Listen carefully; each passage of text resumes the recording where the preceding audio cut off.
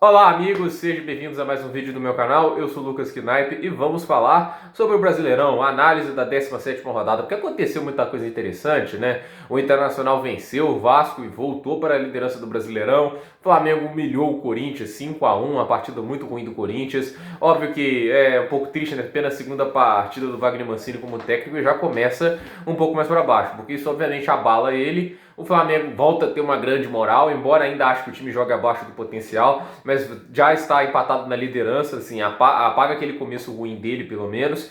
O Atlético Mineiro só com uma virada vexaminosa, uma postura ridícula no segundo tempo, depois de ter jogado tão bem o primeiro tempo, no segundo tempo não fez nada de útil. E a gente tem também outros resultados que influenciam um pouco no campeonato. O fato é que foi uma rodada interessante que foi bem decisiva para os resultados da tabela neste momento. Teve polêmica também, São Paulo e Grêmio, um jogo controverso pela arbitragem, mas vamos falar aqui um pouco de cada jogo, né? A gente teve Atlético Paranaense e Atlético Goianiense. O Atlético Paranaense perdeu uma boa chance de vencer um jogo contra um time que estava com um a menos e chegou a estar com 2 a menos numa parte do jogo. Então, assim, foi pouco, como podemos dizer, eficiente nessa partida. Não aproveitou a vantagem numérica do jeito que se espera. Conseguiram um empate, mas isso é muito abaixo do que a gente espera do Atlético Paranaense, que na última temporada ficou entre os melhores times do campeonato. E agora sofre para tentar conseguir um empate contra o Atlético Goianiense com um jogador a menos. Lembrando que o Atlético Goianiense está com um novo treinador, né? O Wagner Mancini saiu de lá e foi para o Corinthians. Então, assim, você está pegando um time que, teoricamente, está se adaptando a novas táticas e nem mesmo assim você conseguiu derrotá-lo. Então, foi um resultado ruim para o time de Curitiba. A gente também teve Fluminense e Ceará, que não dividiu aquela, como podemos dizer, aquela atuação boa contra o Atlético Mineiro. Ela não se repetiu hoje. A gente viu que o Fluminense teve mais falhas defensivas, que foram assim, o fato do Fluminense ter conseguido sobreviver ao Atlético, apesar de ter perdido alguns gols, foi porque foi eficiente na defesa e cedeu poucos espaços. Quando o Ceará cedeu bastante espaços e acabou levando uma virada. Conseguiu empatar no final, mas é um resultado ruim para quem planeja brigar mais à frente. O Ceará do Guto Ferreira consegue aproveitar boas chances, deixar ali times mais fortes assim, até um pouco decepcionados em algumas partidas. Já venceu o Flamengo nessa temporada, então assim, faz um bom trabalho com o que ele tem em mãos, né? Tem alguns jogadores talentosos, né?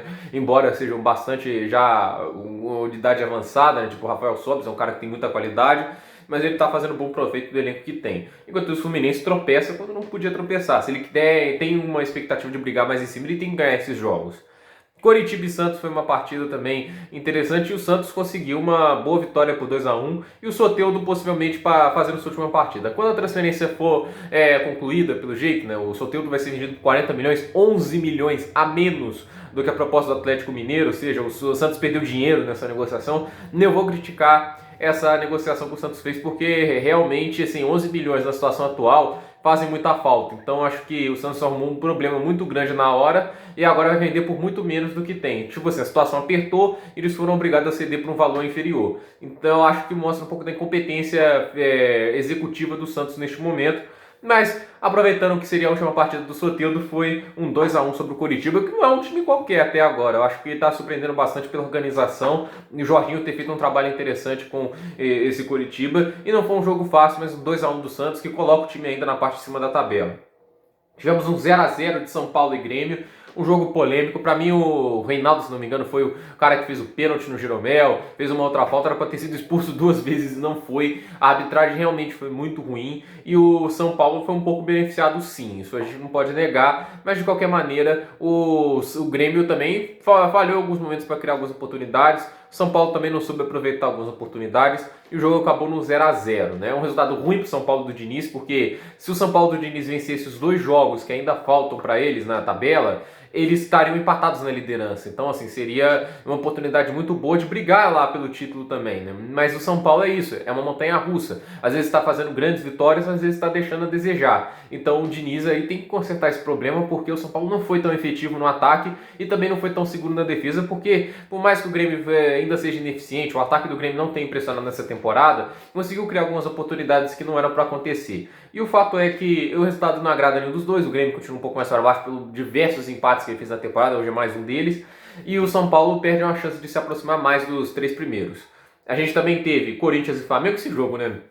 5-1, evidencia muito como o talento individual ajuda. O Flamengo evitou de perder, de levar alguns gols pelo talento do Hugo, né, o goleiro Hugo Souza, o Neneca, cata muito, é um talento muito grande que deve sair rápido do Flamengo. O Flamengo está agilizando para renovar o contrato por um motivo. Eles renovam o contrato, a multa rescisória fica maior e assim os times que vierem para comprar ele vão pagar mais. Porque eu acho que com o talento que ele tem, a juventude, esse cara não dura tanto tempo aqui no Flamengo não. Então assim, um talento fantástico esse Hugo Souza, cata muito, tem que resolver alguns fundamentos, mas isso se resolve com o tempo e facilmente. Então acho que tem muito talento, é um jogador espetacular. E o Flamengo, assim, mostrou o mínimo de organização tática jogando, às vezes até um pouco reativo. Teve menos finalizações que o Corinthians, teve menos ação de jogo, é muito diferente do que o Flamengo do Jesus era. O Torrente está tentando se ajustar do jeito que ele está conseguindo, não está conseguindo impor as suas táticas ao adversário, tipo assim, espremer o adversário o tempo todo. Às vezes parece assim, que o Flamengo se contenta um pouco de jogar um contra-ataque, isso não é demérito, mas pelo talento que o time tem, eu acho que é uma tática super aproveitada. Mas o fato é que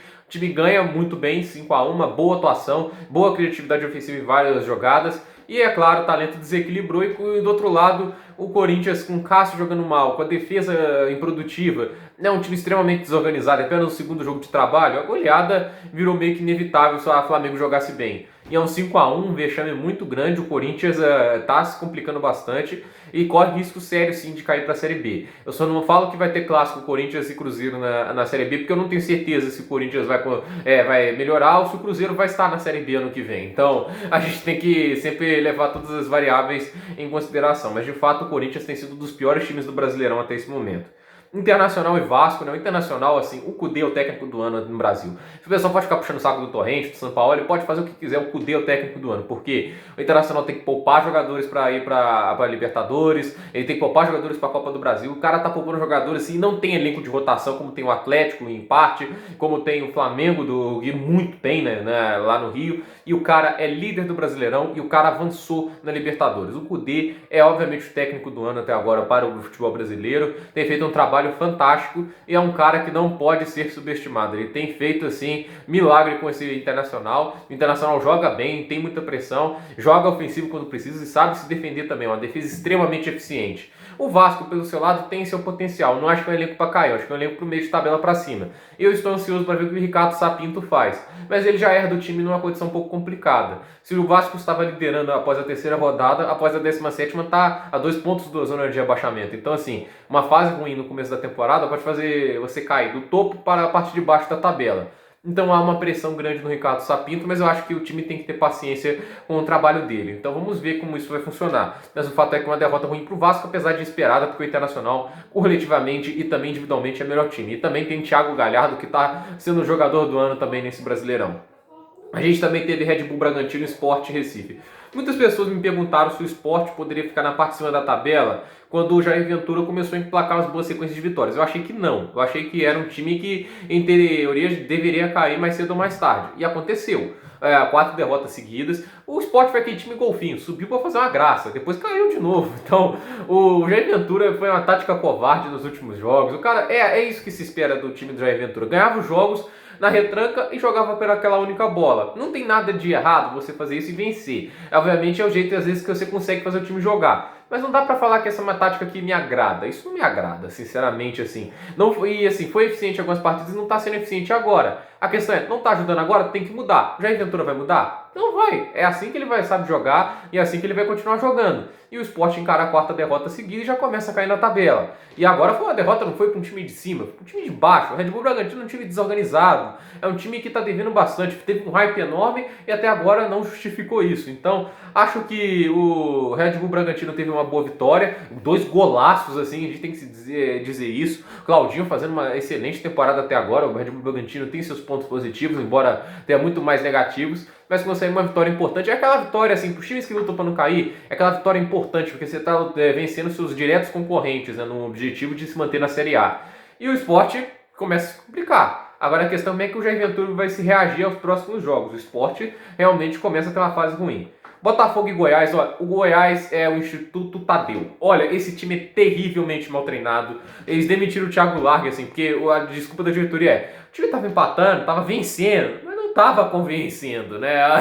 Pô, que chato, né? Pô, tava ganhando, mas pô, o futebol não era convincente. Então, vou demitir o cara, né? Porque apesar dos resultados, vamos trazer o Anderson Moreira, né? Porque eu acho que ele vai convencer de verdade. O cara emplacou 4 derrotas seguidas, depois, se não me engano, empatou um jogo, perdeu de novo. É uma sequência trágica até agora. E se não for o Tadeu, cara? E se não fosse esse Tadeu, cara? O Goiás tinha perdido todos os jogos desde a demissão do Thiago Largue. Então, assim, é um absurdo o fato essa diretoria ter feito o que fez com o Thiago Largue. E o Tadeu tem feito seus milagres, né? O cara é um goleiraço, né? Muito goleiro para o que tem sido pouco time até agora. E salvou mais uma vez o Goiás, quase conseguiu salvar o Goiás contra o Flamengo, né? Que seria um empate fantástico. Só que o Tadeu, assim, tudo tem limite, né? Às vezes sofrendo tantas finalizações, tantos perigos, mas hoje, mais uma vez, uma atuação impecável, um dos goleiros mais talentosos do Brasil. E espero que ele consiga um time melhor do jeito que o Goiás está, porque, convenhamos, né? Os caras que demitem um técnico porque ele exigia ponto, né? Os caras batessem ponto, e relatórios de desempenho, isso é uma palhaçada danada, para trazer um cara que tinha acabado de fazer um trabalho horrendo na Série B e faz um trabalho horrendo até agora na Série A. Então, é uma coisa complicada. E do outro lado, o Botafogo teve uma atuação que foi ofensiva, eles conseguiram levar perigo, mas não conseguiram ser efetivos. E no final, não é uma atuação que deixa a desejar, porque, assim, o Tadeu é um super goleiro? Ele é um grande goleiro, mas dava pra fazer gol, né, amigo? Não é assim como se o Goiás se fosse uma muralha impenetrável. Dava pra fazer gol e o Botafogo não conseguiu numa partida que beneficiava bastante ele, visto quão fraco o oponente está jogando.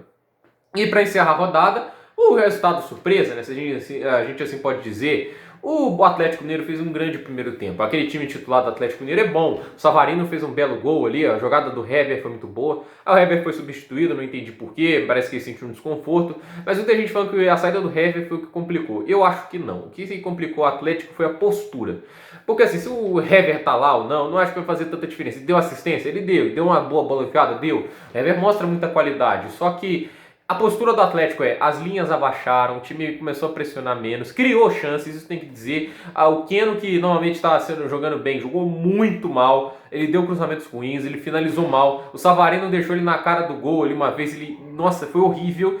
E o Savarino deixou o Júnior Alonso também na cara do gol. Essa partida do Savarino foi espetacular. Só que acontece assim, quando você perde tanto gol, cobra caro quando o time tem aquela postura no segundo tempo.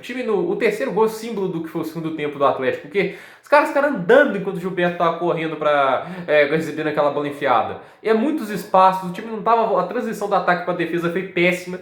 E nisso o Atlético perdeu um jogo que não era para perder, estava ganhando, estava controlando, e o que se devia fazer é atacar mais e tentar fazer algumas trocas. Tipo, o Sacha jogou mal, eu acho que o Marrone já devia ser titular porque ele consegue produzir mais. A gente viu umas horas ali que o Marrone estava sendo melhor que o Sacha.